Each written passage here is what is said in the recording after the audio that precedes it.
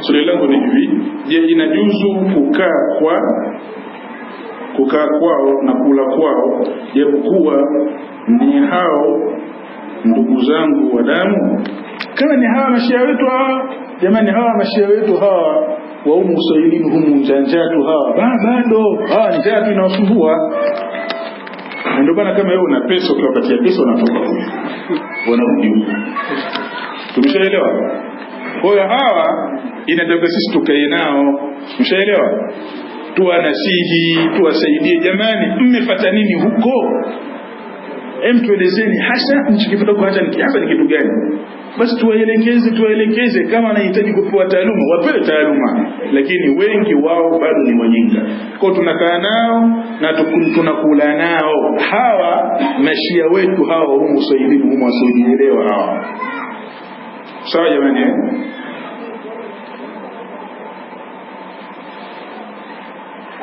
Kwa hiyo Imam Ali alikuwa katika Shia, hili talijibu kesho pia. Hili swala la imamu hili talijibu kesho inshallah.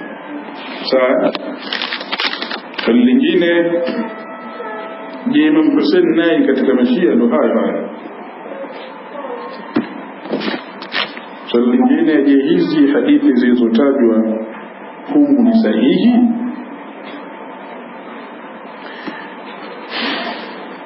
Sikiliza. Shia ni dini iliyotengenezwa na mazandiki. Unajua mazandiki? Zandiki ni mtu aliyesoma dini, halafu anakuja kuwapotosha Waislamu kwa sura ya dini. Ndio nani? Zandiki, ambao asili yao na chimbuko lao ni Uyahudi. Baada ya Mayahudi kushindwa kuharibu Uislamu kwa njia ya mapigano, waliamua kuingia katika Uislamu kwa sura ya dini. Kwa hiyo anaingia katika Uislamu, anasoma Uislamu vizuri kabisa, anafahamu misingi ya dini sawa sawa kabisa, halafu anaanza kupindisha maandiko. Kwa hiyo ilifikia hatua wakatunga hadithi za Mtume, wakatunga hadithi kunasibishwa kwa nani? Kwa Mtume sallallahu alayhi wasallam. Kwa hiyo hadithi ambazo zimo kwenye vitabu vya nani? Vya Shia. Sawa? Wao wenyewe wanakiri ya kwamba hadithi hizi ni hadithi za mazandiki. Yaani ile dini ya Shia yenyewe ile, ukisema uifanyie uchunguzi kwa mujibu wa taratibu zao wao wenyewe, basi utakuta ya kwamba sehemu kubwa ya dini ni sehemu ya Kiyahudi.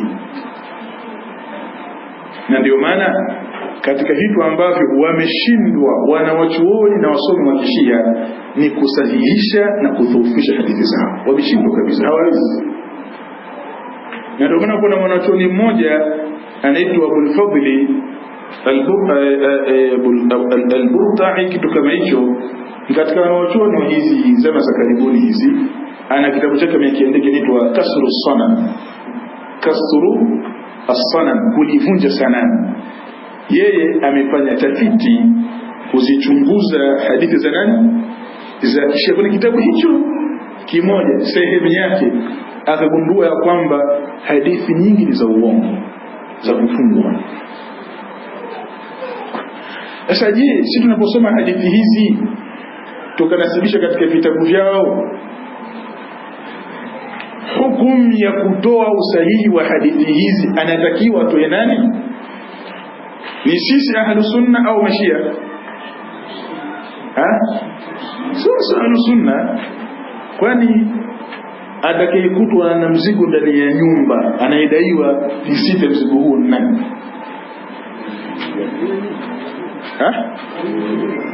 Ni yule aliyemkamata au ni yule aliyekutwa na mzigo? Labda nirudie sentence nyingine ya pili. Tumekwenda supermarket mimi na wewe. Wewe ukatoka na mkate. Mimi nikatoka mkono. Na delivery receipt ni nani? Mwenye mkate. Mimi nitapita zangu tu. Sawa?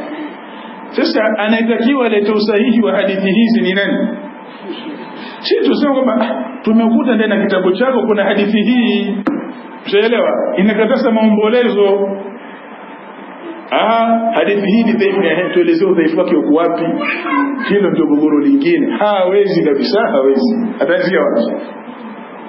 Kwa sababu wao ilmu ya mustalahul hadith, ilmu ya mustalahul hadith ambayo ni elimu maalum, mtu anafunzwa namna ya kuchambua hadithi za Mtume Muhammad, kujua hizi ni za uongo na hizi ni za kweli. Mwanachuoni wa mwanzo kuandika kitabu cha mustalahul hadith katika madhehebu ya Shia alikuja mwaka 900, wengine sana mwaka 800.